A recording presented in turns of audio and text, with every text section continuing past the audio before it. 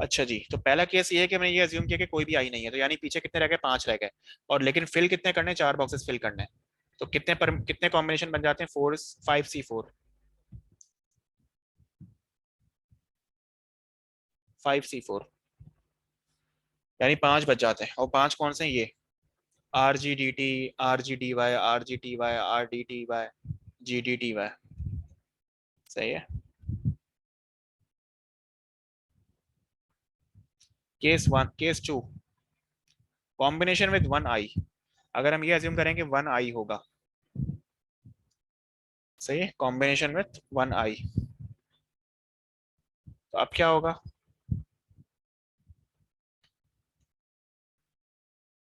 ऊपर थे RGTTY,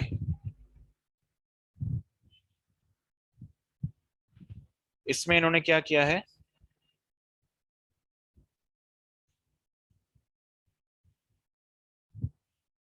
ठीक है। तो अगर अगर हम लोग एक आई अब ले आते हैं, तो अब हमारे पास कितने लेटर बन जाते हैं, अब 6 बन जाते हैं।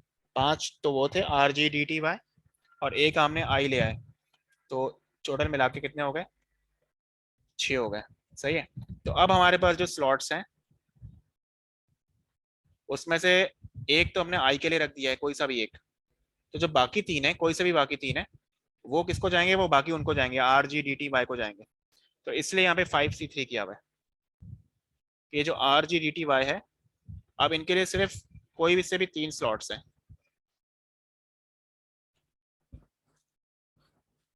कोई से भी 3 स्लॉट्स हैं। बाकी जो एक स्लॉट है, चाहे वो पहला हो, दूसरा हो, तीसरा, चौथा हो, किसके लिए, वो आई के लिए। ठीक है। इसमें कोई सवाल। नहीं। अच्छा, हो गए क्वेश्चन।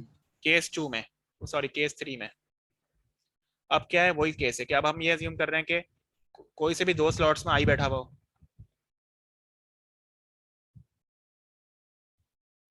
तो अब जो बाकी 2 बच गए, वो बच गए RGDTY के लिए।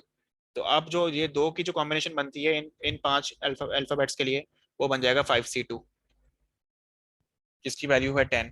और फाइनली अगर हम ये अज्यूम करेंगे, तीनों डब्बों में 3 आइज बैठ जाते हैं, जो कि टोटल 3 आइज है ना, तो एक रह जाता है बाकी 5 में से किसी एक के लिए, तो उसका कॉम्बिनेशन हो जाएगा 5C1। जब एक बार ये सब कर लोगे, तो बस ऐड अप कर देना है सबको, पहले का आंसर, दूसरे का, तीसरे का, चौथे का, टोटल 30 कॉम्बिनेशन बनेंगे। तो जब भी इस तरह का केस हो कॉम्बिनेशन में कि जिसमें अल्फा, कोई चीज अल्फाबेट्स हो या कोई और चीज हो रिपीट हो रही हो, जैसे मुख्तलिफ बॉल्स हैं, रेड, येलो, ग्रीन, ब्लू, और समझो रेड 2 हैं, बाकी सब एक एक हैं, तो इसी तरीके से आप लोग सॉल्व करोगे डिफरेंट केसेस, केस सिनेरियो में के साथ। सही है। इसमें कोई सवाल। ऐसा कोई आसान इजियर मेथड नहीं करना। इसका आसान जो है, बिल्कुल मैं ट्राई करूंगा अपने पास कि इसका कोई आसान शॉर्टकट निकला है, ठीक है। लेकिन कई बार ऐसा होता है, सवाल ऐसे कॉम्प्लिकेटेड होते हैं कि उसको फिर आपको मुश्किल तरीके से ही करना पड़ता है। इसको आप ट्राई करो, रुको मैं सवाल जो है नीचे हैं उनमें से देखता हूँ कोई इस नौयत का सवाल हो, तो फिर आप करके देखो। सर ये 8C4 आंसर रॉन्ग क्यों है, ये बता दें बस। 8C4 आंसर रॉन्ग क्यों है, उसकी वजह यह है कि लेट से, मैं बताता हूँ। समझो 4 स्लॉट्स हैं,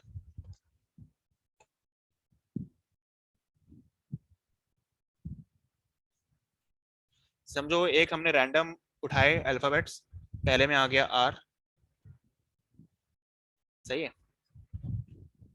थर्ड वाले में समझो दूसरे में आ गया था I,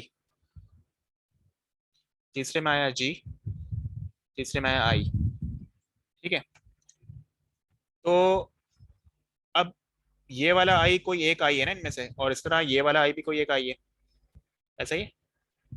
तो अगर अब ये आखिरी वाला आई दूसरे वाले डब्बे में आ जाए और दूसरा वाला चौथे वाले में चले जाए, क्या कोई फर्क पड़ेगा? सीमिंगली तो नहीं। क्या हुआ? नहीं। वही ना, तो इसीलिए ये वजह है। अगर 8C4 होता तो इसका मतलब ये है कि आप इस वाले आई को, फोर्थ वाले आई को सेकंड में डाल दो, सेकंड वाले को फोर्थ में डाल दो, आप उसको भी फिर अलग से काउंट कर रहे होगे। यानी दोनों सूरतों में बनेगा तो वही ना, रिजी क्या बन रहा है, रिजी बन रहा है, क्या बन रहा है, चाहे वो सेकंड वाला फोर्थ में हो या फोर्थ वाला सेकंड में हो, आई आई होता है ना, अल्फ तो वर्ड तो एक ही बनेगा। तो इसको हम एक काउंट करेंगे इन सिनेरियोस को, ना कि हम दो काउंट करें, इसलिए 8C4 जरा बताओ कितना बनता है वैसे, कैलकुलेटर है?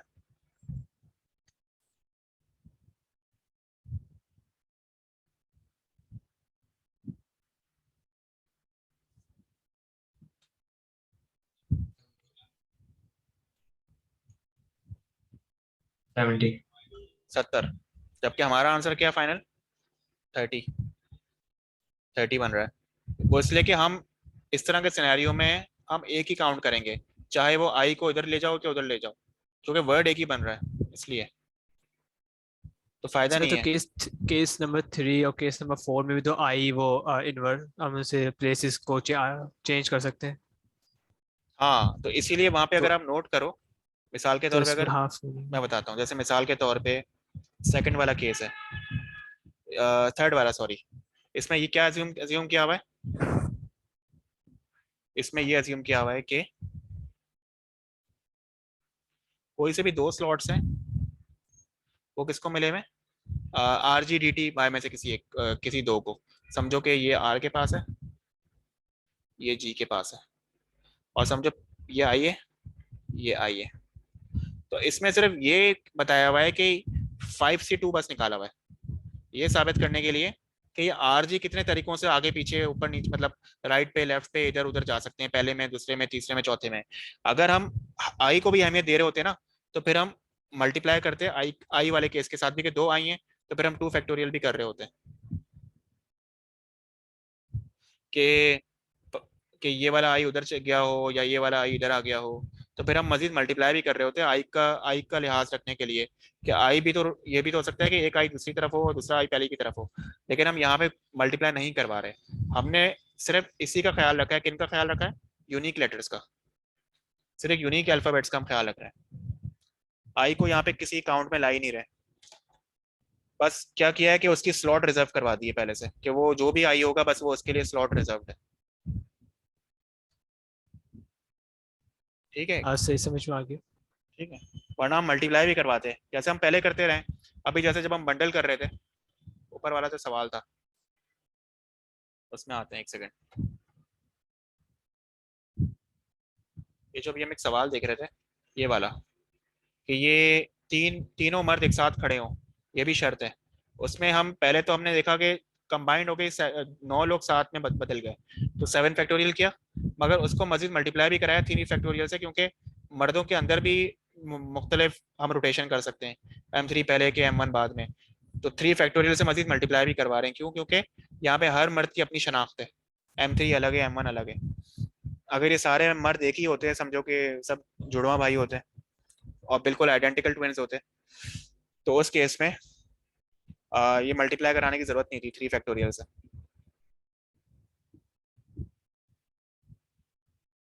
ठीक है, किसी का कोई सवाल? नो। इब्राहिम? अभी तो नहीं है सर, पास प्रेस करोगे फिर पता चलेगा। सही है, चलो तो अब इसको ट्राई करना। इन सवालों को, ये सवाल भी बहुत अच्छे हैं, थोड़े मुश्किल भी हैं, इनसे भी अच्छी प्रैक्टिस हो जाएगी।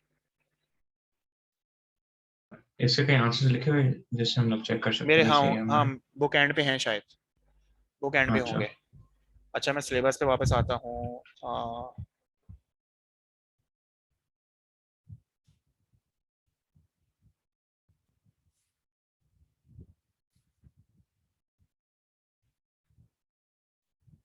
प्रोबेबिलिटी हो गया।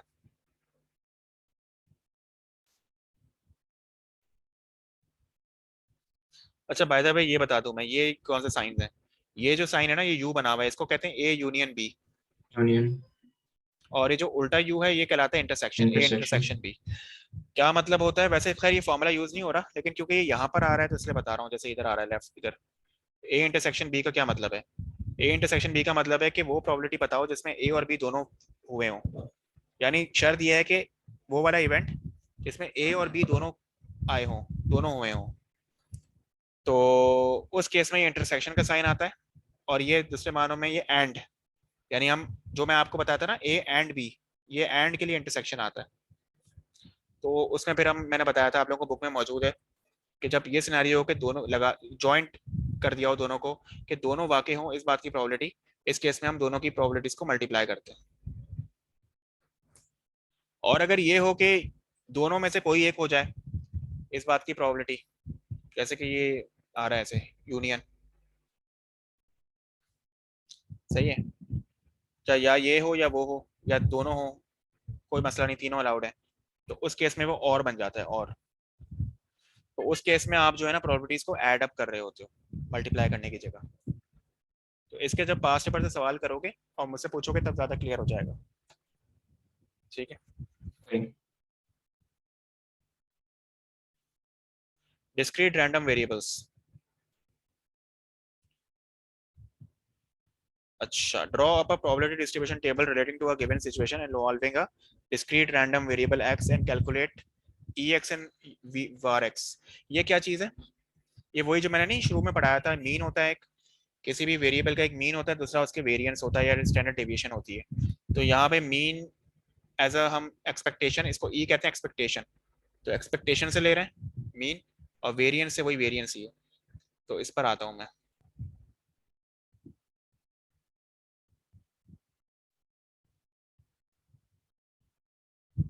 Probability distribution. Discrete random variables होते क्या है? A random variable is a quantity whose value depends on chance. हर वो वेरिएबल रैंडम होता है जिसकी वैल्यू चांस पे हो, आप प्रेडिक्ट ना कर सको। जैसे डाइस रोल करते हो, कभी 1 आता है, कभी रोल करते हो 2 आता है, कभी 5 आता है, कभी फिर वापस 5 आ जाता है। तो ये रैंडम वेरिएबल है डाइस का रोल करना, ये आप प्रेडिक्ट नहीं कर सकते पहले से फ्यूचर को कि क्या वैल्यू आएगी। तो इस तरह के वेरिएबल कौन से वेरिएबल कहलाते हैं? रैंडम वेरिएबल, ठीक है। वो जो अभी आपने सवाल पूछा था कि एक गाड़ी है वो ऊपर से नीचे आ रही है, तो उसकी फाइनल वेलोसिटी क्या होगी जब वो नीचे पहुंचेगी, वो चीज प्रेडिक्टेबल थी।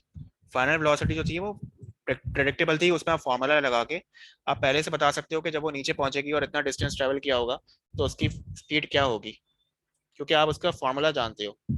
डाइस रोल करने का फॉर्मूला नहीं जानते आप। क्या आपके पास कोई ऐसा फॉर्मूला है कि आप बता सको कि अगला डाइस रोल करोगे तो क्या वैल्यू आएगी, या नहीं?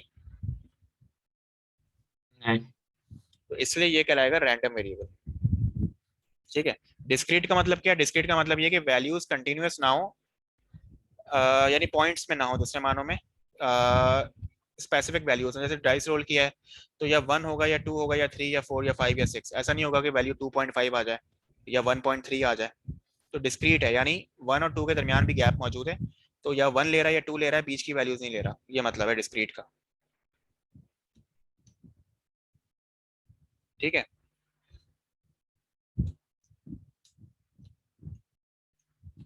मिसाल के तौर पे game A, a turn consist of throwing a dice and then moving a number of squares equal to the score on the dice, ठीक है।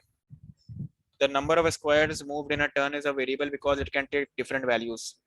यानी जो आपका आंसर आता है ना, आप जब डाइस रोल करते हो उतने ही जो है ना आप जो है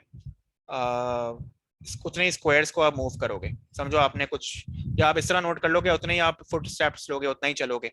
जितना डाइस रोल किया है, जितनी उसकी वैल्यू आई है, आप उतने ही कदम चलते हो। आपने ये फैसला किया हुआ, आप गेम खेल रहे हो। अगर 1 आता है तो आपने 1 स्टेप लिया, 2 आता है तो 2 स्टेप्स लिए। इस तरह सोच लो। ये लोग क्या कह रहे हैं? ये लोग कह रहे हैं कि the number of squares moved in a turn, आप कह लो कि फुट स्टेप्स, अगर समझ नहीं आ रहा तो ये बेसिकली आपके फुट स्टेप्स का लेना ये वेरिएबल है। क्यों? उसके डिफरेंट वैल्यूज हो सकती हैं ऑफ कोर्स। जो डाइस की वैल्यूज हैं वही आप लोगे ना, या 1 या 2 या 3 या 4 या 5 या 6, सही है। लेकिन प्रेडिक्ट नहीं कर सकते ऑफ कोर्स, चांस पे डिपेंड करता है, इसलिए इसको रैंडम वेरिएबल कहेंगे,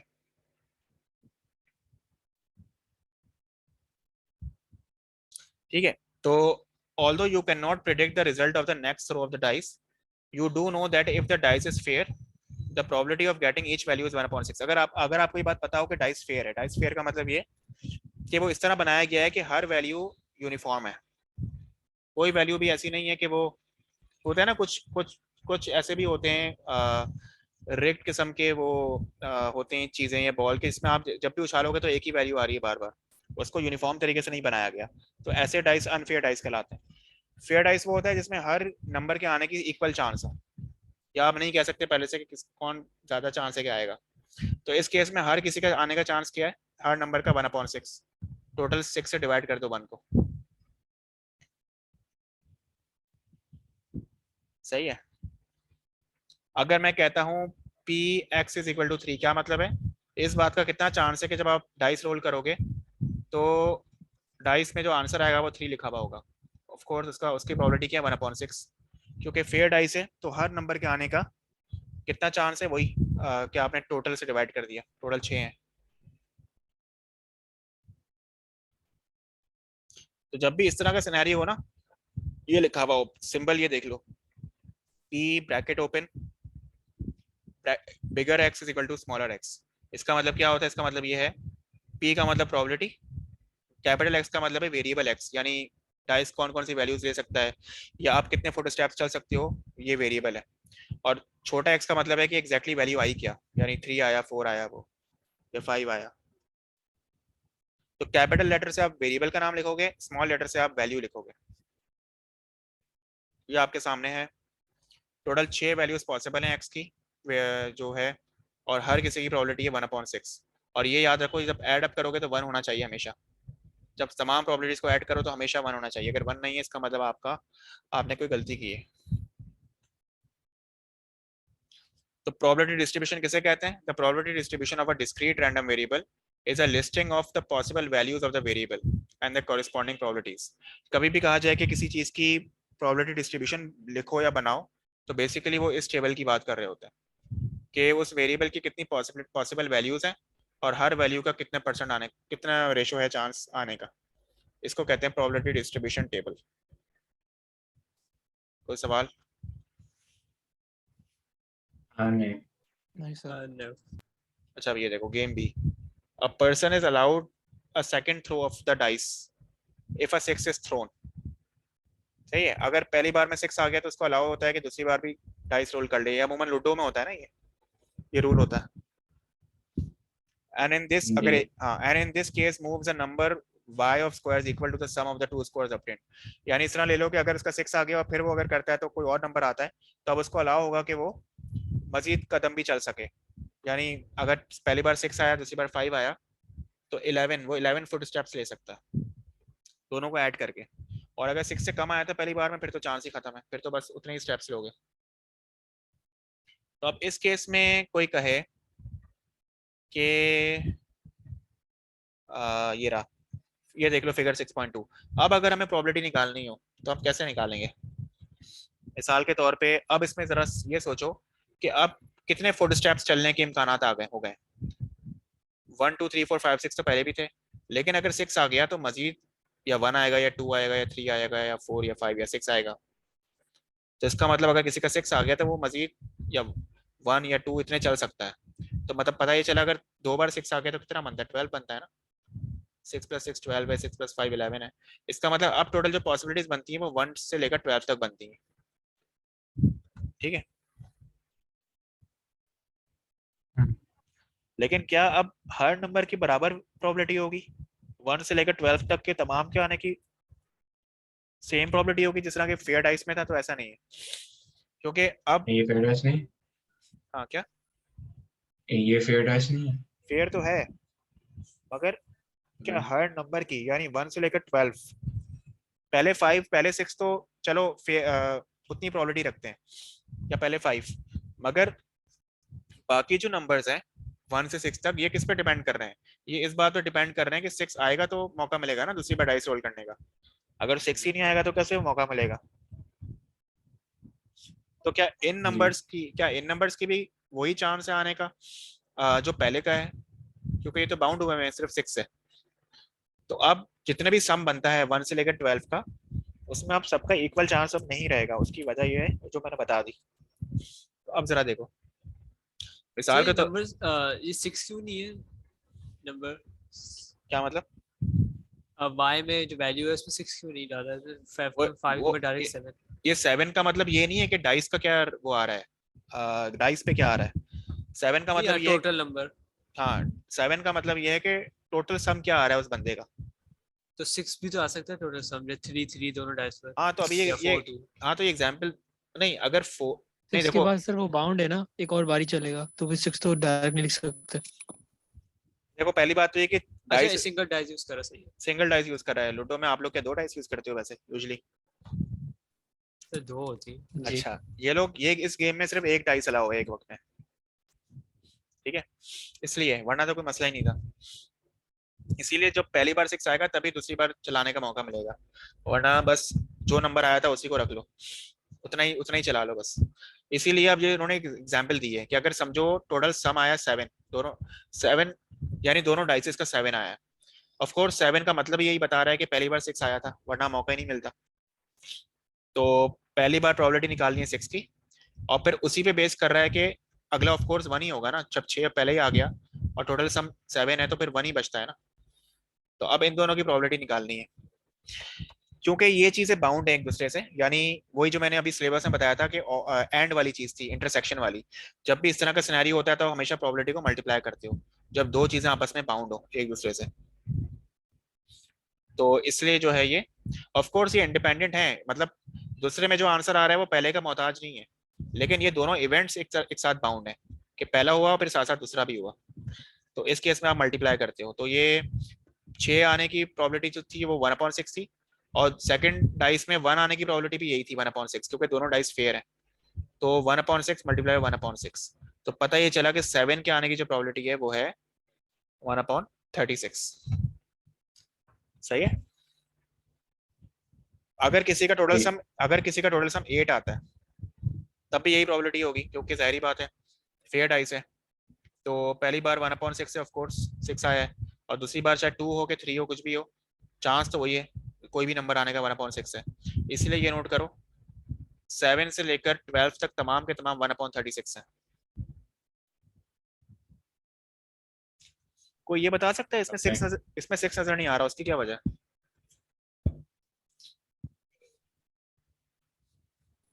इस पूरे टेबल में 6 गायब हो गया, यानी y की वैल्यू 6 टोटल सम।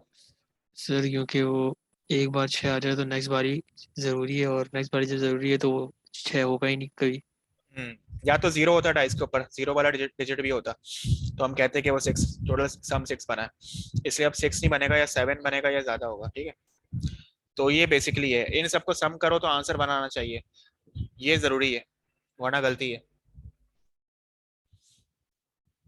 ठीक है, ये हो गया।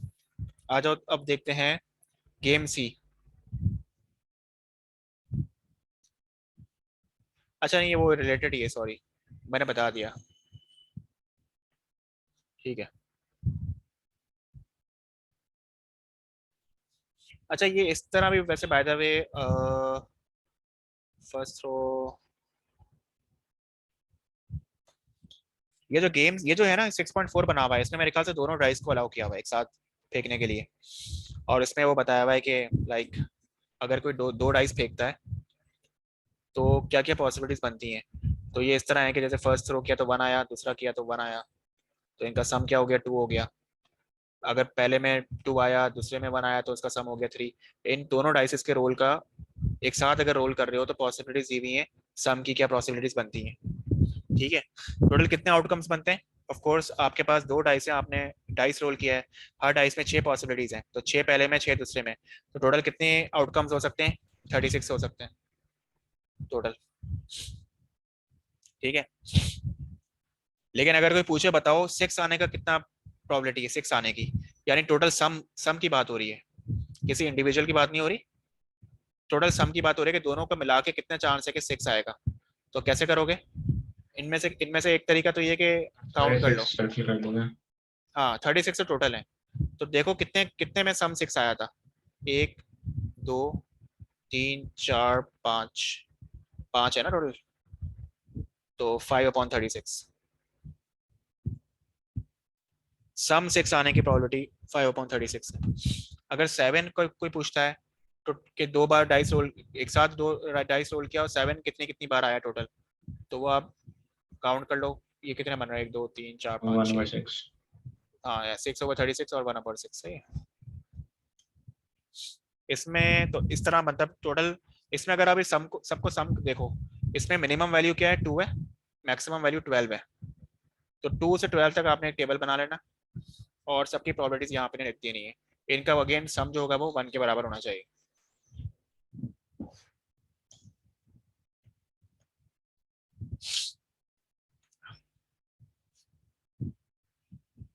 सही है। जी. अच्छा ये 3 ग्राफ बनाए हुए, गेम ए, गेम बी, गेम सी। गेम ए में क्या था, सिर्फ एक डाइस रोल करने की इजाजत थी and that's all. Game B में क्या था कि एक डाइस रोल करो, अगर 6 आया तो वापस रोल करो वरना नहीं। और गेम सी में ये था कि दोनों एक साथ रोल कर दो। तो तीनों केसेस में 1 से लेकर 12 तक की प्रोबेबिलिटीज बताई हुई है। इब्राहिम ये बताओ पहले गेम में 7 से 12 तक 0 क्यों है प्रोबेबिलिटी? क्योंकि एक ही डाइस रोल कर सकते हैं तो उसके अंदर मैक्सिमम वैल्यू 6 है. सही है। गेम बी में क्योंकि 6 आने के नतीजे में बाकी अलाउड है, तो 6 तो 0 है क्योंकि वो तो कभी बनेगा ही नहीं फिर। और बाकी फिर वो 7 से 12 तक सबकी बराबर है, 1/36। और गेम सी जो है वो थोड़ा डिफरेंट है क्योंकि एक साथ दोनों रोल कर रहे हो। तो इसमें जरा नोट करो, बीच वाला जो 7 नंबर है वो सबसे ज्यादा उसका चांस है आने का बाकियों के मुकाबले में। यानी 7 का सम सबसे ज्यादा बनता है डिफरेंट पॉसिबिलिटीज में। जितना ज्यादा बनता है उतना ही उसकी लाइन बड़ी होगी। जैसे देखो 7 कितनी बार आया, 7 ऊपर देखो 6 बार आया, मतलब सम सम जो है वो 6 बार बनता है। बाकी सब है कम कम। सबसे जो ऑड केस है वो क्या है, एक 12 सबसे बड़ा ऑड केस है कि 6 दोनों बार आ जाए, सबसे मुश्किल है। और दूसरा ऑड केस ये है कि 1 2 बार आ जाए, ये भी ऑड केस है। इसीलिए 2 भी सबसे कम है, सम सबसे कम प्रोबेबिलिटी, और 12 भी सबसे कम है। और 1 की प्रोबेबिलिटी 0 है, इसका कोई बता सकता है क्या वजह है? तो हाँ, दो क्योंकि 2 डाइस डाइस है. ठीक है, चलो अब इसको देखो। एग्जाम्पल 6.1.1। तो सर गेम सी में 7 आने की सबसे ज्यादा प्रोबेबिलिटी है। 7 सम की बात कर रहा हूँ, टोटल सम दोनों का मिलाकर। हाँ टोटल सम 7 हाँ आने की। हाँ ठीक। सही है, 7 के आने की। क्योंकि ये देखो आप डिफरेंट ऐड करोगे ना तो यही बनेगा, सबसे ज्यादा 7 आने का चांस होगा। ठीक है,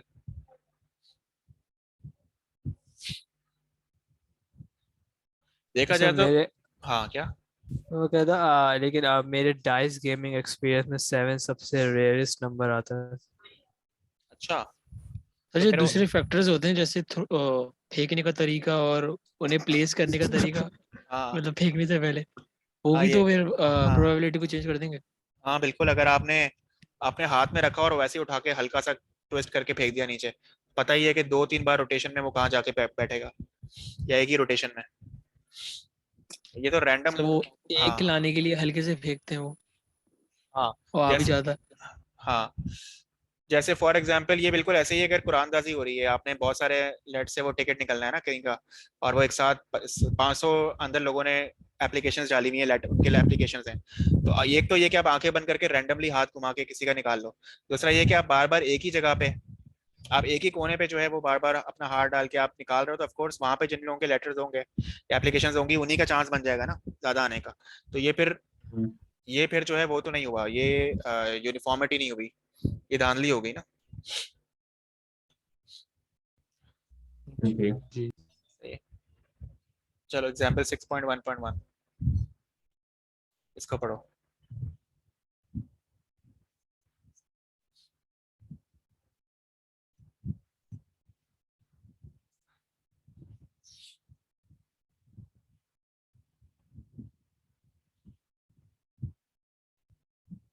A bag contains 2 red and 3 blue marbles.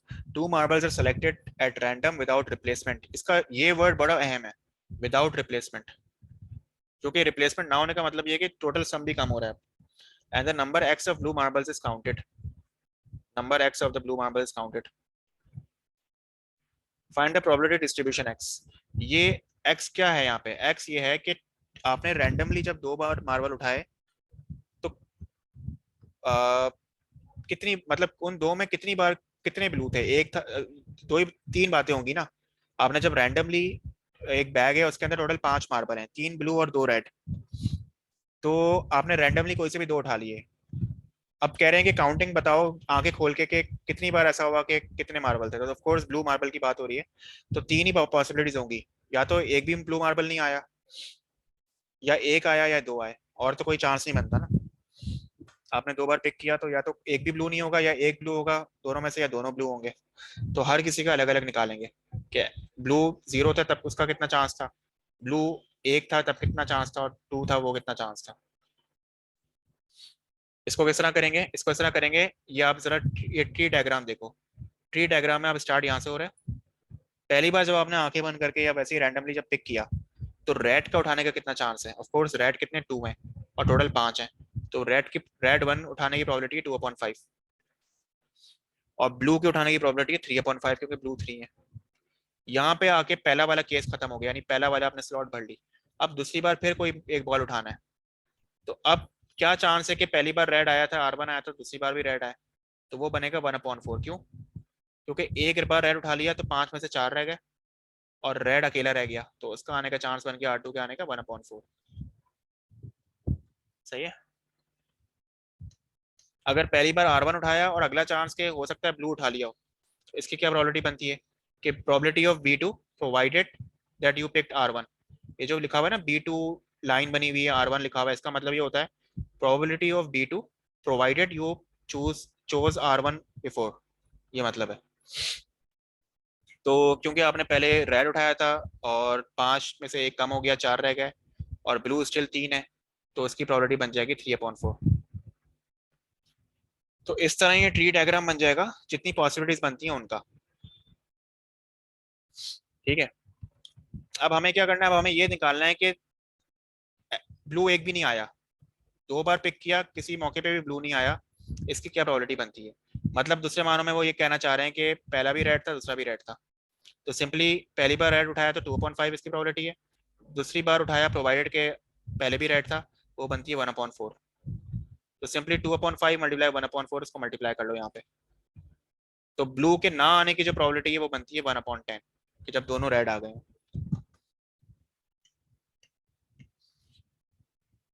सही है। ये फॉर्मूला मैं एग्जैक्टली पहले पढ़ा चुका हूँ, जब मैंने स्टार्ट लिया था, प्रोबेबिलिटी का चैप्टर स्टार्ट लिया था। ये कौन सा फॉर्मूला था?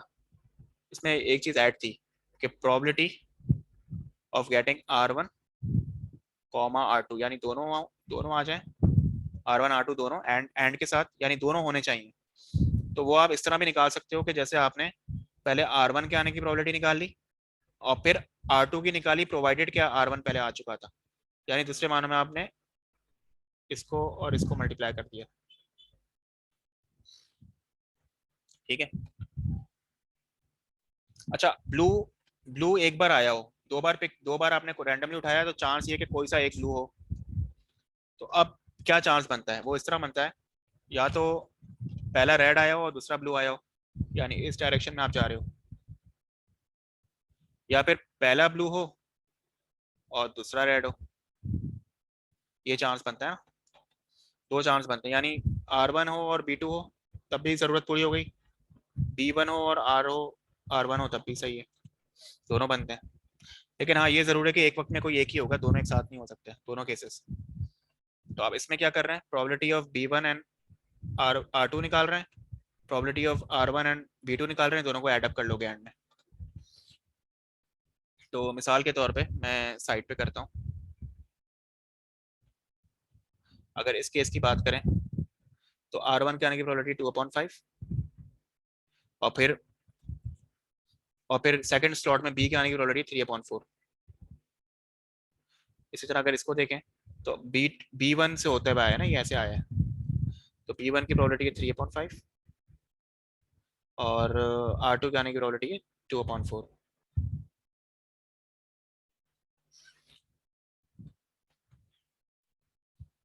सही है। तो ये दोनों हमारा केस को फुलफिल करते हैं, किस केस को? कि जिसमें ब्लू एक बार आया हो। तो इन दोनों को मल्टीप्लाई करके इंडिविजुअली प्रोबेबिलिटी निकाल के बस इनको ऐड अप करना है। वही इन्होंने किया हुआ है यहाँ पे। तो ये आंसर आ गया 3/5। ठीक है, इसमें किसी का कोई सवाल? नहीं सर। नहीं। ठीक है, फाइनल क्या बनता है कि दोनों ब्लू हो, क्योंकि हमें यही बताना है कि ब्लू की प्रोबेबिलिटीज निकालनी है। दोनों ब्लू का मतलब है B1 भी, पहला भी ब्लू दूसरा भी ब्लू। वो कौन सा 3 चाह over 5 into 2 over 4. वो ये बनता है, हाँ ये 3/5 into 2/4 सही है, ये रहा। जब ये सब का कर लिया तो एक टेबल बना लो, इसको कहते हैं प्रोबेबिलिटी डिस्ट्रीब्यूशन टेबल, कि x की वैल्यू 0 का मतलब ब्लू कितनी 0 बार आया तो 1/10, ब्लू एक बार आया तो 3/5 और ब्लू 2 बार आया तो 3/10। अगेन इनका सम 1 के बराबर होना चाहिए। सही है।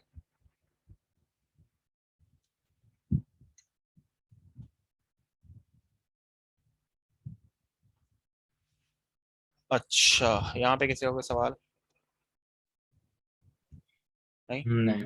चलो नहीं सर। अच्छा, ये इन्होंने बताया हुआ है कि ये जो मैं बता चुका हूँ कि तमाम इंडिविजुअल वैल्यूज की जो प्रोबेबिलिटी है उनको सम करो तो 1 होना चाहिए। ये पहला रूल है प्रोबेबिलिटी का। और कोई भी प्रोबेबिलिटी 0 और 1 से अलावा नहीं होगी, यानी बीच में ही होगी, कम से कम 0, ज्यादा से ज्यादा 1।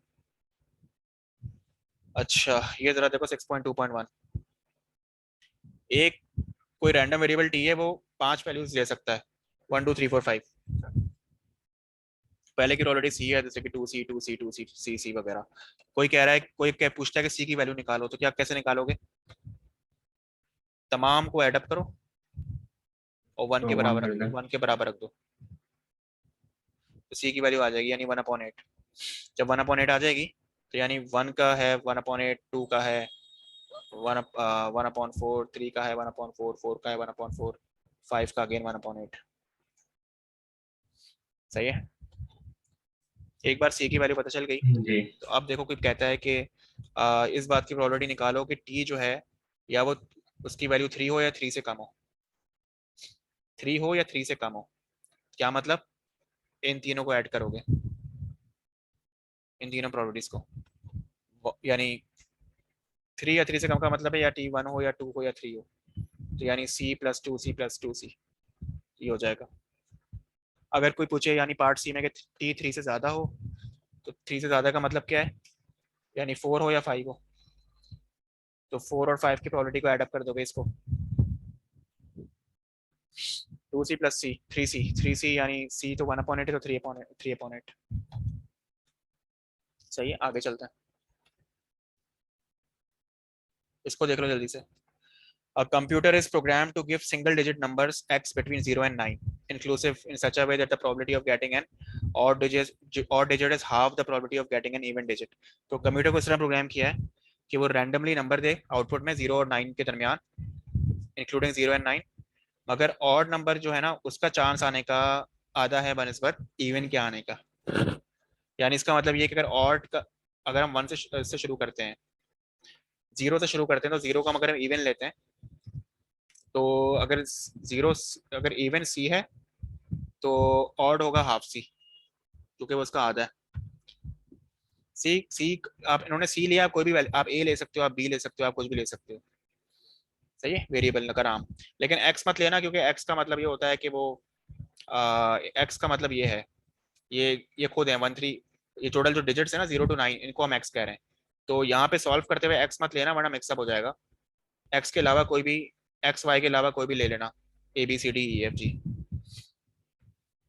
तो टोटल 0 to 9 का मतलब है 10 डिजिट बनते हैं, तो 10 डिफरेंट प्रोबेबिलिटीज आ जाएंगी, C + ½